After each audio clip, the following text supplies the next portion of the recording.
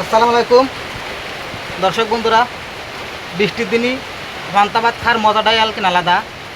বাইরে খুবই বৃষ্টি হচ্ছে, আপনারা চাইলে দেখতে পারেন। বৃষ্টি হচ্ছে কঠিন আকারে। আমার মেয়ে আর আমি পান্তা ভাত খাবো।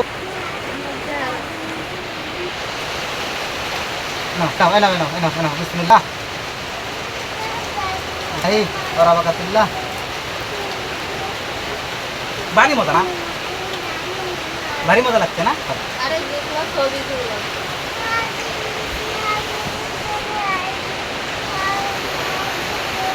নাও নাও নাও নাও নাও নাও, ভারী স্বাদ। এই ভাবছি মাঝখানে খা না, ওই তো আমি বলি